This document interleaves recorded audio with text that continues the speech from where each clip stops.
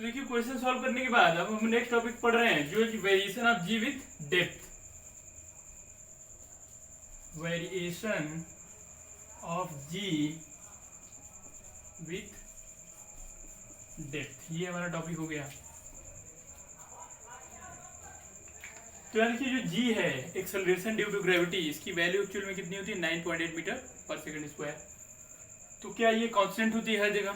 Last class में भी आपको बताया था कि इसकी वैल्यू जो होती है उसको हम लोग जनरली कांस्टेंट लेते हैं, बट ये कांस्टेंट नहीं होती। If we lift an object from earth surface to above some height, its weight is decreasing. तो जब किसी ऑब्जेक्ट को सरफेस से ऊपर की तरफ ले जाते हैं तो उसका वेट डिक्रीज करता है। क्यों करता है? क्योंकि जी की वैल्यू डिक्रीज करती है। ऐसे जब किसी ऑब्जेक्ट को अर्थ के अंदर ले जाते हैं, डेप्थ में ले जाते हैं, तब भी जी की वैल्यू जो होती है वो डिक्रीज करती है। ठीक है, तो आज हम लोग वेरिएशन देखेंगे कि जी की वैल्यू कैसे जो है डिक्रीज होती है डेप्थ के साथ। ठीक है, तो देखते हैं कि कैसे डिक्रीज हो रही है। तो इसके लिए क्या करेंगे हम लोग? इसके लिए सबसे पहले एक चीज इंपॉर्टेंट आपको पढ़ना है, वो ये होता है कि जैसे मान लीजिए कि ये कोई सॉलिड स्फीयर है। ठीक, ये सपोज करिए कोई सॉलिड स्फीयर है, इसके ऊपर कोई मास रख दिया है। यहाँ पे इसका मास m है और इसका मास कैपिटल M है। तो इन दोनों के बीच फोर्स लगेगा, वो कितना लगेगा? F is equal to G M M by R square, इतना लगेगा फोर्स। ठीक है, इतना फोर्स लगेगा G M M by R square. But मान लीजिए कि इसको कुछ डेप्थ में रख दीजिए, ये कोई दूसरा स्फीयर बना रहे हैं, लगभग इसी साइज का स्फीयर है ये, और यहाँ से डेप्थ इतना इसको अंदर ले आए, इतना यहाँ पे टनल बना के ऑब्जेक्ट को यहाँ रख दिया, इसका रेडियस यहाँ पे। तो देखिए होता क्या है, इस केस में इतना फोर्स लगा और इसकी हाइट ये हुई h, तो आप इसके डिस्टेंस होगा r माइनस एच हो जाएगा। बोलिए, देखिए ये टोटल है r, इतना है h, तो इतना r माइनस एच। तो जो एक्सपेरिमेंट है वो कहता है कि इस ऑब्जेक्ट पे अब जो फोर्स लगेगा वो सिर्फ इस r माइनस एच की स्फीयर जो बनेगा इसके अंदर, उसी की वजह से लगता है, इस पूरे की वजह से नहीं लगता। ठीक है, इस पूरे स्फीयर की वजह से नहीं लगता है, बट सिर्फ अंदर जितने सरफेस पे रखा है उस डिस्टेंस को रेडियस सपोज करके एक स्फीयर बना दें, तो जो स्फीयर बनेगा सिर्फ वही स्फीयर इसके ऊपर फोर्स लगा सकता है। तो अब इसके ऊपर जो फोर्स लगेगा वो होगा एफ डैश इक्वल टू जी। अब इसका मास जो अंदर वाला उसका तो कैपिटल एम रहा नहीं, क्योंकि कैपिटल एम तो इस पूरे का मास है, इस पूरे स्फीयर का। तो अगर इतना ले लेंगे आप अंदर तो इसका मास तो कम हो जाएगा, तो ये जो कम होगा इसका मास एम डैश मान लेते हैं, तो ये कितना हो जाएगा जी एम डैश, इसका मास तो एम ही है तो एम रहेगा कौन R E minus H square, इतना फोर्स अब लगने लग जाएगा। ठीक है, तो इसका मतलब देखिए जब ये यहाँ पे है तो उसका वेट इतना है, यही एक्चुअल में वेट के इक्वल होता है, और ये भी वेट हो गया। तो यहाँ देखिए इनका वेट वेरी कर रहा है, और वेट वेरी कब करेगा? जबकि जी की वैल्यू वेरी करे, मास कभी वेरी नहीं कर सकता। तो आपको पता है कि W इज इक्वल टू होता है mg, तो इसमें g के वेरिएशन की वजह से वेट वेरी करता है। ठीक है, तो अगर आप इतनी बातें समझ गए हैं तो आप ये फॉर्मूला डिराइव कर सकते हैं। तो इसमें सबसे इंपॉर्टेंट बात ये है कि आपको m डैश की वैल्यू फाइंड आउट करनी होगी इस अंदर वाले स्फीयर के लिए, क्योंकि जब इस फॉर्मूले का यूज करेंगे तो यहाँ पे आपको m डैश कैसे मिलेगा। तो इस m डैश के लिए हम लोग ये मान लेंगे कि जो अर्थ है उसकी जो डेंसिटी है वो यूनिफॉर्म है। तो अब यूनिफॉर्म डेंसिटी मान के इसका मास दोनों जगह वॉल्यूम और डेंसिटी के फॉर्म में फाइंड आउट कर लेंगे, और उसके बाद हम लोग न्यू जी की वैल्यू फाइंड आउट कर लेंगे। तो अब आप इस चीज़ को अगर समझ गए हैं तो आप रेडी हैं इस variation of ji with depth को पढ़ने के लिए। तो देखते हैं कि क्या होगा।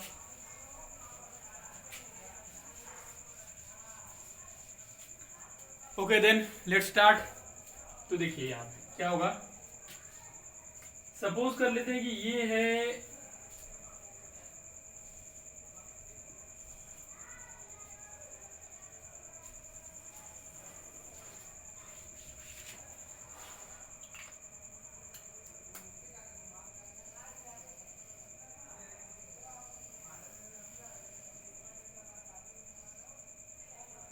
ठीक है, देखिए इनिशियली इसको अंदर कोई टनल नहीं बनाया गया था, तो यहाँ पे मास को रखा हुआ था जो कि m है, और इसकी डिस्टेंस यहाँ से टोटल कितनी है, रेडियस ऑफ अर्थ की इक्वल है। फिर इसको अंदर ले आया गया, यहाँ पे ये पॉइंट है Q, ये है P। तो जब इसको P ले आए तो यहाँ पे ये डिस्टेंस कितनी हो गई, RE माइनस H हो गई, क्योंकि इसकी डेप्थ को H ले रहे हैं हम लोग, ठीक है। ओके, ये सेंटर हो गया। इस अंदर वाले का मास है m डैश और इस पूरे का मास है m, ठीक। तो अब इसके लिए कंप्लीट करेंगे, यहाँ पे देखिए लेट क्या क्या चीजें हैं। तो m is equal to mass of earth m dash, mass of sphere of radius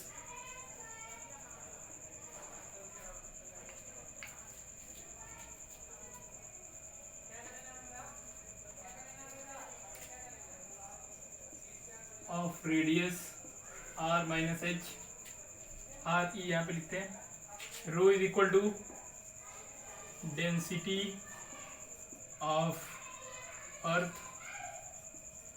तो देखिए जब डेंसिटी हमको पता चल गया और हमको पता चल गया कि हमको m डैश और m की वैल्यू चाहिए, सो m कितना होगा हमारा, m होगा वॉल्यूम इनटू डेंसिटी। तो वॉल्यूम कितना होता है 4/3 pi r e cube into रो। बोलिए, क्योंकि अर्थ एक स्फीयर है, स्फीयर का volume 4/3 pi r cube. And m dash कितना हुआ, तो m डैश हो गया v डैश इंटू रो, रो तो सेम है, v डैश कितना होगा, v डैश होगा 4/3 pi r e minus H cube into रो। बोलिए ठीक है। तो देखिए m और m डैश आपको यहाँ पे मिल चुका है, m की value v into rho 4/3 pi r e cube into रो, m डैश कितना है v dash into rho 4/3 pi r e minus H cube into रो।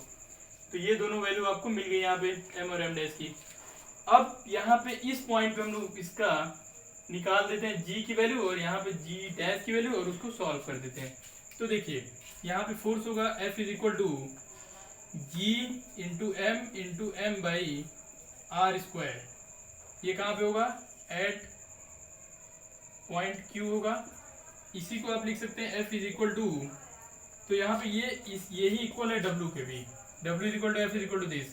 तो यहाँ पे हम लोग लिख सकते हैं m into G is equal to G into, देखिए m की वैल्यू इस फॉर्म में लिख रहे हैं 4/3 pi r e cube into rho upon r square.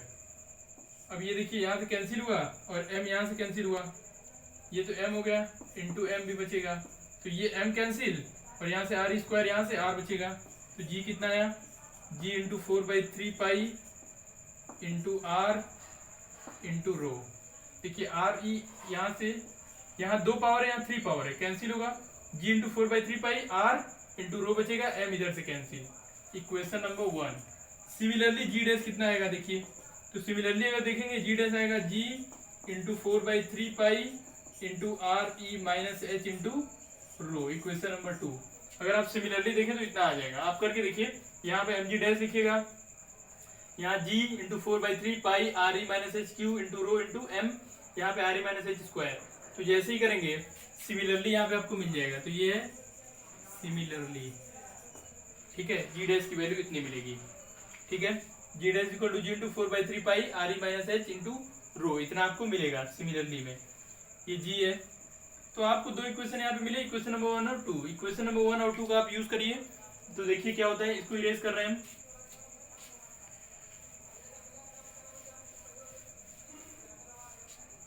तो देखिए यहाँ पे डिवाइड करेंगे, divide equation, divide equation number 2 by 1। क्या आएगा देखिए, आएगा g dash is equal to, sorry g dash upon g is equal to आ जाएगा। देखिए जब डिवाइड करेंगे इन दोनों को, तो यहाँ से g 4/3 पाई रो कैंसिल होगा और बचेगा क्या, r e minus H upon r e into, देखिए यहाँ पे क्या बचा हुआ था, देखिए यहाँ पे g इंटू 4/3 पाई, तो g into 4/3 pi into rho upon g into 4/3 pi into rho. तो ये पूरा का पूरा पार्ट, ये पूरा का पूरा पार्ट कैंसिल। तो यहाँ पे कितना बचा, यहाँ बचा g dash upon g is equal to r e minus H upon r e, इतना बच गया, ठीक है। अब इसको इरेज कर रहे हैं, आगे देखते हैं कि क्या आता है, ठीक है। आप इसको नोट करते चलिए, वीडियो को पॉज करके नोट कर लीजिए, बहुत इंपॉर्टेंट डेरिवेशन है ये।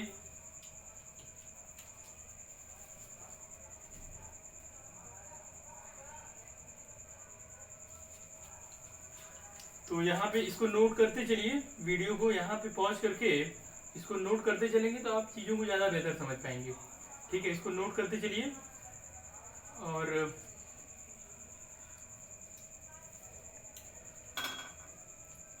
तो देखिए अब इसको इरेज कर रहे हैं हम। ठीक है, इस पार्ट को इरेज कर रहे हैं। तो यहाँ देखिए कितना आएगा, यहाँ आएगा आपका g dash is equal to g times, यहाँ देखिए इसको डिवाइड कर सकते हैं 1 minus h by r e आएगा। ये हो गया आपका इक्वेशन नंबर 3। तो यहाँ देखिए g dash is equal to कितना आया, g minus g h by r e. ठीक है, तो अब देखिए, अब सबसे इंपॉर्टेंट बात ये है कि जी डैश की वैल्यू जो है वो जी माइनस समथिंग है। देख रहे हैं यहाँ पे g dash equal to g minus something. तो इसका मतलब आपको ये समझ में आ रहा होगा यहाँ पे कि जी डैश की वैल्यू जो जी माइनस समथिंग है, इसका मतलब जी डैश की वैल्यू कम है। देखिए जी में से कुछ सब्सट्रैक्ट करने पे जी डैश मिल रहा है। जैसे कि अगर आप यहाँ लिखें, यहाँ पे अगर आप लिखते हैं 10 तो आप लिख सकते हैं 11 माइनस 1। तो जी की वैल्यू 11 रही होगी, उसमें से ये वाला 1 सब्सट्रैक्ट हुआ होगा तो 10 आया होगा। इस टाइप की चीज़ है यहाँ पे। तो आप देख रहे हैं कि ये मैक्सिमम होगा, तो यहाँ पे जी मैक्सिमम है, ये दोनों कम होगा। तो ये प्रूव करता है ये जी डैश जो है वो कम है। तो यहाँ पे आप फाइनली लिख सकते हैं and hence g dash is less than g. तो ये क्या प्रूफ कर रहा है, ये प्रूफ कर रहा है कि जब आप अर्थ सरफेस से डेप्थ में चलते हैं तो जी डैश की वैल्यू डिक्रीज होती है। जैसे कि मान लीजिए ये है, यहाँ देखिए हम लोग यहाँ पे होते हैं अर्थ सरफेस पे। अब कोई टनल बना के आप अंदर चलना शुरू करेंगे तो जी की वैल्यू लगातार क्या होगी, डिक्रीज होना स्टार्ट हो जाएगी। ठीक है, अंदर की तरफ कम होगी। अब चलते रहेंगे चलते रहेंगे चलते रहेंगे, कभी आप सेंटर पहुंचेंगे, फिर इस तरफ निकलना शुरू करेंगे। तो स्फीयर के इधर से इधर चलेंगे, तो सपोज कभी आप सेंटर पे पहुंच गए यहाँ पे, तो सेंटर पे देखिए एच की वैल्यू जो है वो सेंटर पे कितनी होगी, जरा सोचिए। जब आप यहाँ से इस सेंटर तक आ गए तो एच की वैल्यू कितनी हुई सेंटर पे, यहाँ से इस सेंटर पे एच की वैल्यू जो होगी वो कितनी होगी, रेडियस के इक्वल हो जाएगी। तो पहले तो यहाँ पे ये प्रूफ हो गया कि hence G is decreasing with depth. तो यहाँ पे आप चाहे तो लिख सकते हैं hence G is decreasing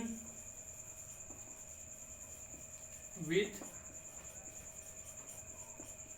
depth. तो डेप्थ के साथ जी क्या होता है, डिक्रीज करता है। यहाँ से एक ये बात प्रूफ हो रही है। ठीक है, अब देखते हैं कि इसमें कंडीशन क्या है। अगर आप यहाँ से चलते चले जाते हैं डाउनवर्ड सेंटर तक तो क्या होगा।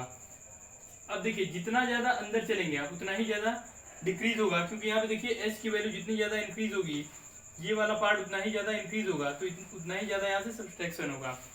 तो यहाँ पे एच की वैल्यू बढ़ाने पे जी की वैल्यू, जी डैश की वैल्यू और कम आएगी, आपका फाइनल रिजल्ट कम होता चला जाएगा। तो जैसे जैसे अंदर जाएंगे, अब इस सरफेस से अगर आप सेंटर ओप तक पहुंच गए तो एच की वैल्यू कितनी होगी जरा देखिए। तो यहाँ से जब सेंटर पे आएंगे तो एच की वैल्यू होगी रेडियस के इक्वल। तो क्या होगा देखते हैं। तो इसको इरेज कर दे रहे हैं और इस इक्वेशन 3 का यूज करना है हमें। तो आते हैं इक्वेशन नंबर 3 में। From 3 at centre of, from equation 3 at centre of earth क्या होगा, g dash is equal to g minus, या फिर आप लिख सकते हैं g 1 minus h by r. ये तो है इक्वेशन नंबर 3। इसमें एच की वैल्यू आर ई लिखेंगे, g dash equal to g 1 minus r e by r e. तो ये जी डैश कितना होगा, 0 हो जाएगा, since h is equal to r e है यहाँ पे। तो आप यहाँ पे देख सकते हैं कि जी की वैल्यू, जी डैश क्या है, जी डैश जी की ही वैल्यू है अलग पॉइंट पे। तो अगर आपसे क्वेश्चन पूछा जाए कि जो एक्सेलरेशन ड्यू टू ग्रेविटी है वो 0 कब होगा अर्थ के अंदर, तो आप बोलेंगे कि जब कभी जो ऑब्जेक्ट है या फिर आप कभी सेंटर पे हो, जो भी ऑब्जेक्ट उसके सेंटर पे लाई करेगा उसके लिए जी डैश की वैल्यू 0 होगी। अब जी डैश की वैल्यू 0 होने से क्या मिलता है, क्या उसका इंपॉर्टेंस है। तो देखिए जी डैश अगर कहीं पे 0 है सेंटर पे यहाँ पे, तो यहाँ पे उस ऑब्जेक्ट का वेट कितना होगा जरा देखिए, वेट होगा एम जी डैश और ये हो जाएगा 0। इसका मतलब ये हुआ कि सेंटर ऑफ अर्थ पे किसी ऑब्जेक्ट का वेट होता है 0, जबकि सरफेस पे होता है m इंटू जी। ठीक है, तो यहाँ पे उसका वेट मैक्सिमम होगा, जैसे जैसे आप अंदर जाएंगे उसका वेट डिक्रीज करते करते करते सेंटर पे आके 0 हो जाएगा। सो आई होप कि आपको ये बात समझ में आई है कि वेरिएशन ऑफ जी कैसे होता है विथ डेप्थ। ठीक है,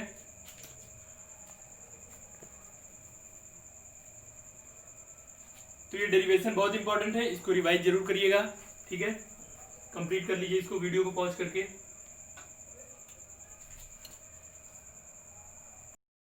तो देखिए variation of ji with depth अभी भी हमने फॉर्मूला ड्राइव कर लिया है। अब हम इस पे क्वेश्चन देखेंगे कि कौन कौन से क्वेश्चन है हमारे पास।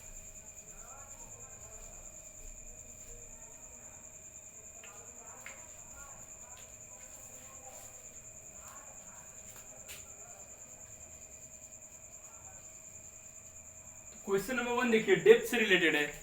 ठीक है, क्वेश्चन है assume the earth to be sphere of uniform density. Assume earth as sphere of uniform density. How much a body weight halfway? How much a body weigh?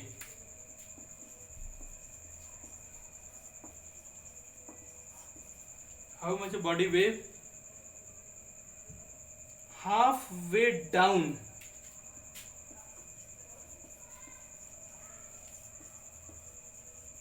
Halfway down the center of the earth.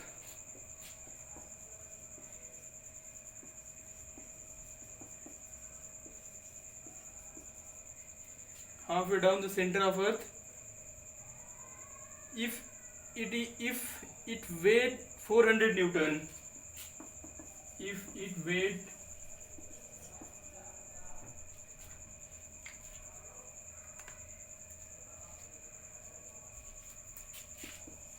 400 Newton on the surface.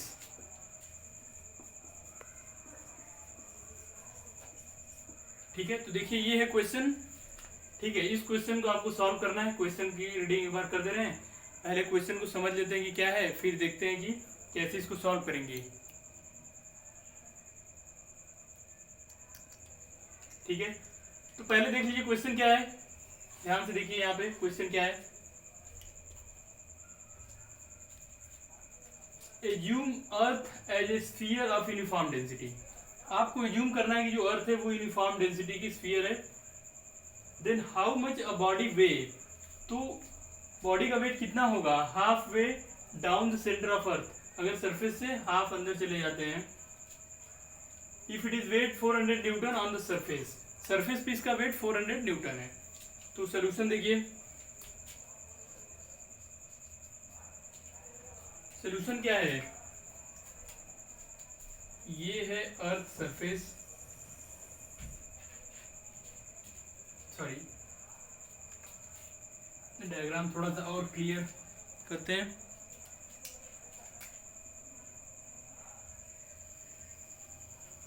ये हो गया अर्थ, ये हो गया surface. Surface पे कोई object है जिसका वेट है 400 न्यूटन है। अब यहां से अंदर की तरफ कोई टनल बनाया गया है जो कि रेडियस का हाफ है, तो ये h हो गया और h की वैल्यू r/2 है और ये टोटल r है यहाँ तक O तक, तो ये हो गया टोटल r। ठीक है,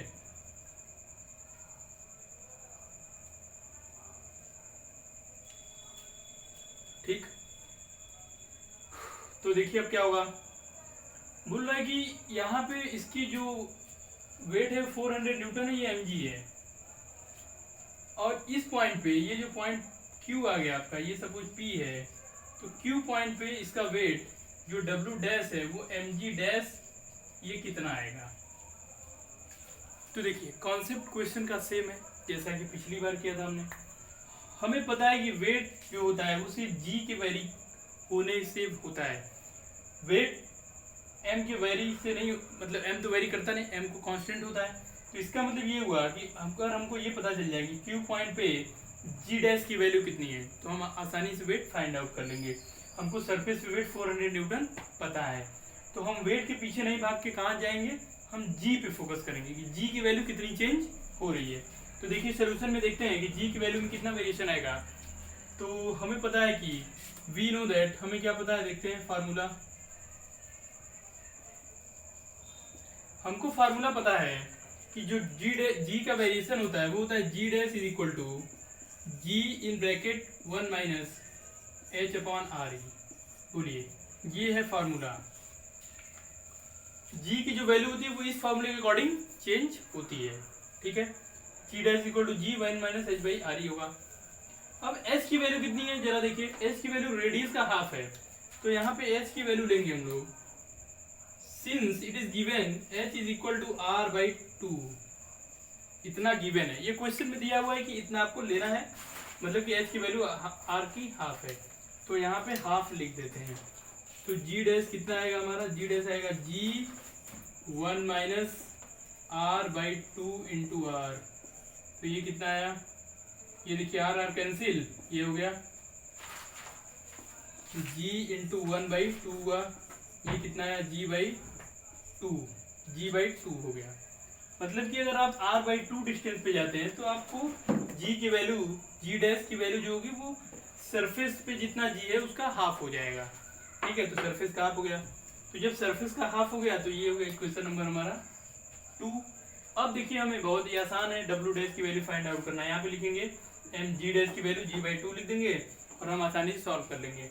तो इससे पहले कि हम इधर इरेज करें, आप इसको पॉज करिए वीडियो को और नोट कर लीजिए, ताकि अब इसको इरेज करके क्वेश्चन को आगे प्रोसीड करें, फाइनल आंसर देखें कितना आएगा। वैसे आप सभी को पता चल गया होगा कि फाइनल आंसर कितना आने वाला है इस क्वेश्चन का, ठीक है। तो चलिए इसको इरेज करते हैं, आगे बढ़ते हैं। तो जब आगे बढ़ेंगे तो हमको मिलेगा g dash is equal to g, sorry अब हमको डब्ल्यू डैश चाहिए, तो ये होगा एम जी डैश। एम कितना आया, एम की वैल्यू तो हमको नहीं पता है, लेकिन हमको जी डैश की वैल्यू पता है कि जी बाई 2 है। अब देखिए ये हो गया एम जी इंटू 1 बाई 2। अब एम जी कितना है देखिए 400 न्यूटन, तो यहाँ पे लिखेंगे 400 इंटू 1 बाई 2, तो ये कितना हो गया 200 न्यूटन। यही आपका आंसर हो गया, ठीक है। तो आई होप कि आपको आंसर मिल गया है कि न्यू जो वेट है वो इस पॉइंट क्यू पे, जो कि अर्थ सरफेस से इस रेडियस का हाफ है, वो है 200 न्यूटन। ओके, तो आई hope you understand this question. 200 Newton ये आपका आंसर आ गया। तो ये आपका नया जो वेट है क्यू पॉइंट पे वो है 200 न्यूटन। तो देख रहे हैं कितना अच्छे क्वेश्चन है, कितने इंटरेस्टिंगली आप इसको सॉल्व कर पा रहे हैं। सिर्फ आपको ये ध्यान देना है कि जब आपको पता करना है नया वेट, तो आपको वेट के पीछे नहीं भाग के कहाँ भागना है, आपको ध्यान देना है जी के वेरिएशन पे। जी चेक करिए उस पॉइंट पे कितना है, और फिर new weight M g dash formula use करके आप आसानी से उसको सॉल्व कर सकते हैं और नए वेट को फाइंड आउट कर सकते हैं at different places.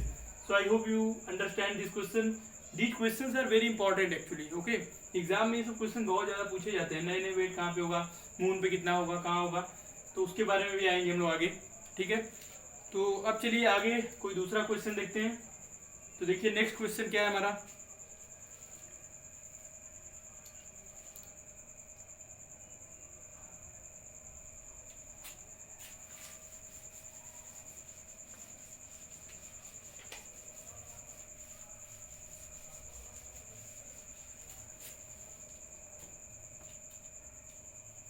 Next question number है 2 और ये क्वेश्चन है at what depth below the surface of earth. तो डेप्थ बताना है, at what depth below the surface of earth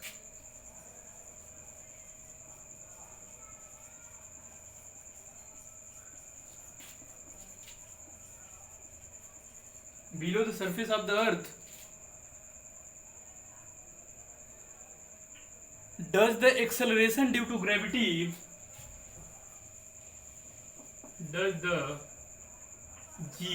acceleration due to gravity को g लिख देते हैं, becomes 1%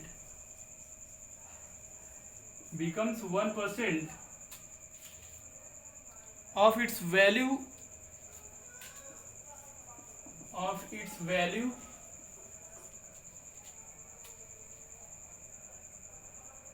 at surface of the earth.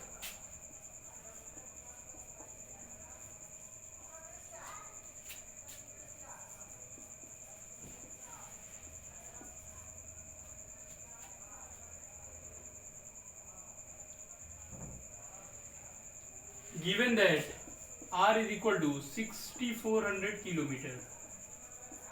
तो देखिए ये क्वेश्चन है, आपको बताना है कि at what depth below the surface of the earth does g becomes 1% of its value at the surface of the earth. तो देखिए पहले तो सोल्यूशन के लिए हम लोग डायग्राम देख लेते हैं कि क्या है। तो मान लीजिए कि ये है अर्थ, अब यहाँ पे इसकी वैल्यू है g at the earth surface. फिर डेप्थ में चलते हैं ऐसे, ये हो गया सेंटर, ये टोटल हो गया आर ई के इक्वल, ये पॉइंट पी है। बोला कि कितना नीचे, तो सपोज कर लेते हैं h डिस्टेंस होगा, h हाइट होगा, ये इस डेप्थ को h ले लेते हैं। सपोज h डेप्थ में ऐसा होगा कि g की वैल्यू 1% हो जाएगी अपनी इनिशियल वैल्यू की, ठीक है, 1% हो जाएगी। तो 1% होने का मतलब ये है कि ये कितना हो जाएगा, g डैश जो होगा वो हो जाएगा 1%, मतलब कि g/100 हो जाएगा। यही क्वेश्चन है, ध्यान समझिए। बोल रहा है कि at what depth below the surface of the earth does the g becomes 1%। तो g 1% होने का मतलब कितना है, g/10, 100 का 1% कितना होगा, 1 होगा। तो अगर किसी चीज का 1% लेना है, इसका मतलब आपको उसमें 100 से डिवाइड करना होता है। तो जो न्यू g डैश है वो होना चाहिए g/100। तो आपको बताना है कि कितने डेप्थ में जाएंगे। तो जो h की वैल्यू है, h की कुछ वैल्यू होगी उस डेप्थ में जिसपे g डैश की वैल्यू g/100 हो जाएगी, मतलब अपने इनिशियल वैल्यू की 1/100 हो जाएगी। यही आपको बताना है। तो ये तो हमको गिवन हो गया, अकॉर्डिंग टू गिवन, ये गिवन है। अब हमें पता क्या है, सिंस वी नो दैट, तो हमको पता है कि फॉर्मूला हमारे पास है g dash is equal to g1 - h/re, ये है फॉर्मूला। इसी फॉर्मूले का यूज करके हम लोग डेप्थ h की वैल्यू फाइंड आउट कर सकते हैं। तो अब देखिए बहुत इजी है, यहाँ पे g डैश की वैल्यू आप यूज करिएगा, g/100 यहाँ पे लिख देंगे, h की वैल्यू हमको पता ही करनी है, r की वैल्यू यहाँ पे दिया हुआ है, यही जो एक्चुअल में आ रही है, इसी को r या फिर r लिखते हैं हम लोग। तो बहुत ही सिंपल हो गया यहाँ पे। तो चलिए स्टार्ट करते हैं, देखते हैं कि क्या आएगा। तो g डैश की वैल्यू लिखते हैं यहाँ पे, कितना लिखें, सो वी कैन राइट, यहाँ पे हम लिख सकते हैं g/100 is equal to g1 - h/। अब देखिए ध्यान से, यहाँ पे 6400 किलोमीटर है, तो इसको यहाँ पे जो g है ये तो MKS सिस्टम में है। तो MKS सिस्टम में जो डिस्टेंस या रेडियस लेते हैं वो मीटर में हमको चाहिए, तो यहाँ पे किलोमीटर में, तो इसको पहले चेंज करेंगे हम लोग। तो r की वैल्यू को 6400 इंटू 10⁻3, मतलब कि लिख सकते हैं 64 इंटू 10⁵ मीटर, ठीक है। तो अब इतना यूज करेंगे यहाँ पे हम लोग, 64 इंटू 10⁵, ठीक। तो अब देखिए ये जी तो कैंसिल, ये कितना है 1/100 हो गया, is equal to 1 - h/64 into 10⁵ कर देते हैं। अब इसको इधर अरेंज कर लेते हैं इक्वेशन को, तो ये मिलेगा आपको h/64 into 10⁵ is equal to 1 - 1/100। तो ये कितना होगा, ये हो गया आपका 99/100 हो गया, इक्वेशन नंबर 2। अब यहाँ से h की वैल्यू आपको पता करनी है, तो अब इस कैलकुलेशन को कंप्लीट करने के लिए इस पार्ट को हमें इरेज करना होगा। तो सबसे पहले आप चीज़ों को नोट कर लीजिए, वीडियो को पॉज करिए, नोट कर लीजिए सारा इक्वेशन नंबर 2 तक, और इसके आगे हम इस पार्ट को इरेज करेंगे, फिर प्रोसीड करके देखते हैं कि हमारा कितना आंसर आता है, ठीक है।